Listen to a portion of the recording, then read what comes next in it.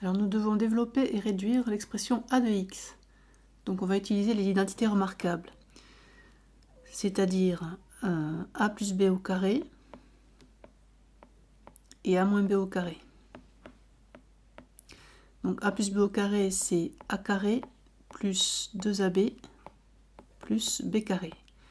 A moins b au carré, c'est pareil, sauf qu'on met un moins devant le double produit. Alors, a de x égale 3x plus 5 au carré, ça va faire... Donc là, le a, c'est 3x. Donc ça va faire 3x au carré plus 2 fois a, c'est-à-dire 3x, fois b, c'est-à-dire 5, plus b au carré, 5 au carré. Moins, je vais mettre une parenthèse parce qu'il y a un moins. Donc là, j'ai a moins b au carré. Donc a au carré, ça va être x au carré, moins le double produit, 2 fois x fois 1, plus 1 au carré. Ça va nous donner donc a de x égale 3 au carré, ça va nous donner 9, x au carré, ça va être x au carré, donc plus 2 fois 3x fois 5, 2 fois 3 ça fait 6, 6 fois 5 ça fait 30. Donc je vais avoir 30x plus 25. Et là, je vais d'abord calculer dans la parenthèse, donc x au carré, donc ça va me faire moins 2x plus 1, puisque 1 au carré c'est 1. Maintenant, je vais distribuer le moins qu'il y a devant la parenthèse ici. Donc a de x égale 9x au carré plus 30x plus 25. Donc moins x au carré, je vais changer tous les signes à l'intérieur de la parenthèse. Plus 2x et moins 1. Maintenant, je mets ensemble tous les carrés. Donc a de x égale 9 moins 1, ça va me faire 8x au carré. 30x plus 2x, ça va être égal à 32x. Et plus 25 moins 1, ça va faire plus 24. Alors maintenant, je dois factoriser a. Donc là, je vais utiliser la dernière identité dont on n'a pas encore parlé, c'est a carré moins b carré, qui est égal à a plus b facteur de a moins b. Ici, on reconnaît l'identité remarquable a au carré moins b au carré, avec a qui est égal à 3x plus 5 et b qui est égal à x moins 1.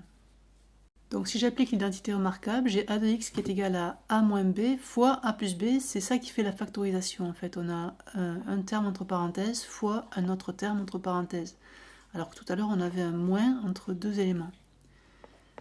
Donc a moins b fois a plus b, ça va nous donner 3x plus 5, ça c'est a, moins b, x moins 1, fois a, 3x plus 5, plus b, là je ne mets pas la parenthèse parce qu'il y a un plus, donc il n'y a pas de signe de risque d'erreur. 3x plus 5 moins x moins 1, donc on va distribuer le moins pour commencer dans la parenthèse. 3x plus 5, à l'intérieur de la parenthèse ici, je change tous les signes, donc moins x plus 1 fois, donc là je peux commencer à calculer déjà, donc 3x plus x, ça va me donner 4x, et 5 moins 1, ça va me donner 4. 3x moins x, ça va me donner 2x, et 5 plus 1, 6. Facteur de 4x plus 4.